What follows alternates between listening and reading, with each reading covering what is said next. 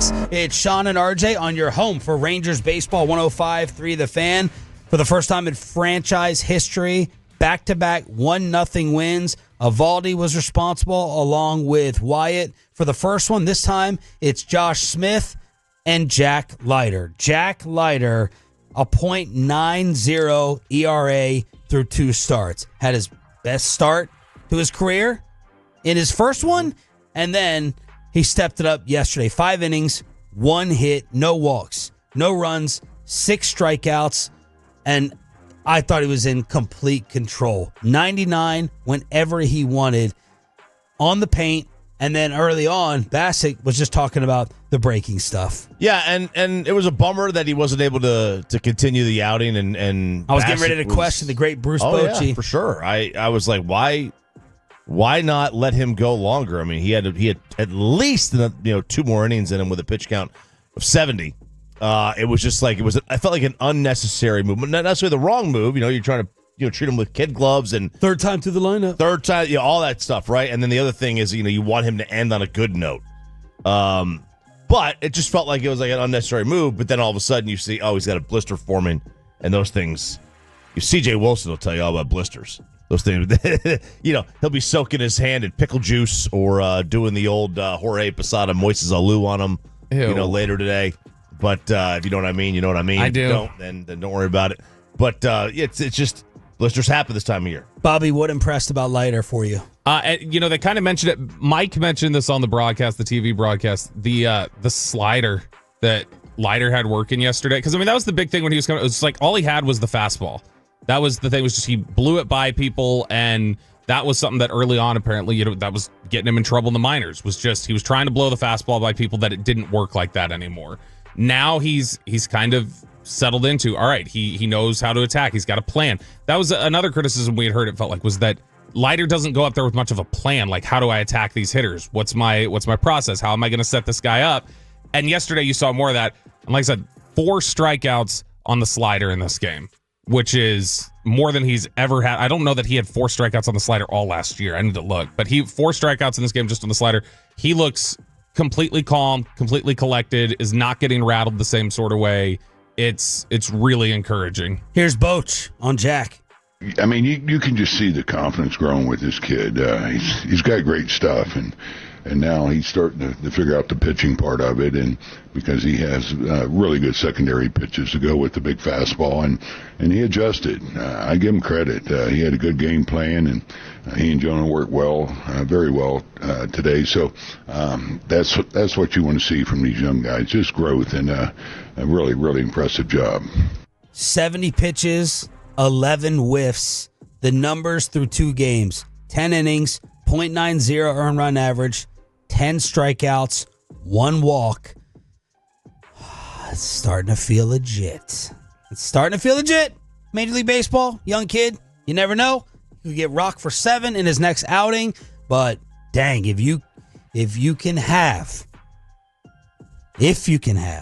Eovaldi, DeGrom, Leiter moving forward, you feel really good about that. What are you going to get from Tyler? He's going to get the next start against the Rays tomorrow after the Rangers have a day off today. But, RJ, you asked the question. You always feel weird asking this question because you're less than 10 games in, but where can they find some offense? They got to get the offense. They do, because they know deep down, like, you're not going to win games when you score 1 run. I mean, I was looking for the number yesterday. I just couldn't find it. The percentage of games you win when you only score 1 run. What did you compare him to, Pepe? Which Rangers team? The 2016 team that won like 35 one-run games. Yeah. The Rangers have 5 wins this season. 4 of them are 1 run. Look, is that one of the Banny teams? It's one of the Banny. Was it the? I think they won the West. That was 95 games. That was the swept team by Toronto in the first round. And I mean, it happens. You'll have years where you don't win hardly any 1-run games. You have a terrible record and you miss the playoffs. Then you'll have other years where you're like 35-10, and then you make the postseason. I think Baltimore was like that a couple years ago, where they had a ton of 1-run victories.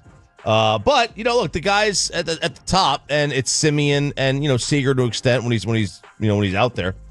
They got to get going, and it should not be any surprise that if you're not going to have production from the top of your order, you're really going to struggle as an offense. And I don't know what they're going to do with Marcus Semien. He did have a hit yesterday, but he's still looking for an extra base hit. He's one of the few guys of the team that don't have one. I mean, they're not going to do anything. They're going to keep playing them. No, are they going to keep playing him, though, at the top of the order? Yeah, you absolutely keep playing him because you don't have another option, really. I mean, I guess you do, but you're not going to pay him to not play him. Not getting anything. Sorry, go ahead. Did you have an idea? Yeah, do you think, and how long into this season do you go? And it's way too early for this. Like, these are discussions that you make in May, or decisions that you make in May. Discussions that you start having, though. When do you decide to move him out of the leadoff spot? Well, if you're having trouble, maybe you say, hey, things haven't. We were wrong. We shouldn't have sent down Evan Carter. Should call him back up. Well, I mean, there's a little problem with that. So in the first 4 games of the year down at Round Rock, Evan Carter 1 for 17 with 7 strikeouts. Dude, he's starting to scare me. That one's getting really concerned. He had 3 strikeouts in his most recent game down in Round Rock, and it's just this isn't good. That Evan Carter thing is starting to really feel like that could be like a Rangers version potentially of Robert Griffin. Where it's like he was so good when he came up, and then it's injuries and just losing it. Let's go around the rest of the sport. I think they're the first defending champion ever to start off 8-0. High fly ball to center field. Harris is back. Oh, Tony! Inevitable! A dream start for the Los Angeles Dodgers. Shohei with a walk-off. They are 8-0. They are on the road for 162. 162-0.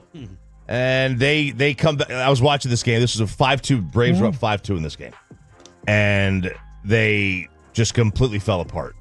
And that was going to be their first win. The Braves have been swept. The Braves are 0-7. Wow. No 0-7 team has ever made the playoffs in the history of baseball. And it's been 42 years since a team that started 0-7 had a winning record. Woo! Woo! It is not. I mean, it might be over before it even starts. Odds are changing quickly from Bet Online. National League East, Phillies, Mets, Braves. The Braves are now plus 225. Okay, see, that's not good enough odds for me to place a bet on it yet. If they were like 8-1, like hammer it, right? Let's go. You know, they could still. I mean, they have 55 games left. Right. You know what I mean? Like, they're still a good team, but history shows, you know, they'll never make the postseason. That's just the reality of it. And then, Bobby, they're changing things up in the American League Central as well. Oh, my gosh. The American League Central right now is a mess. I was just scrolling through the standings. Look at this. Every single team, all 5 teams in the American League Central are 2-4. Everybody's 2 games under 500. They're all tied for first place. Do you know who is the only team in the American League Central that, even with that 2-4 record, still has a positive run differential?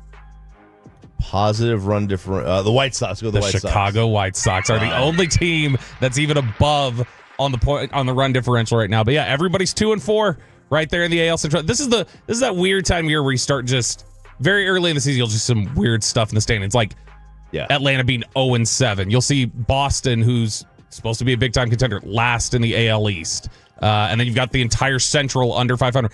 Every single team in the AL West right now has a run differential that's negative. Wow.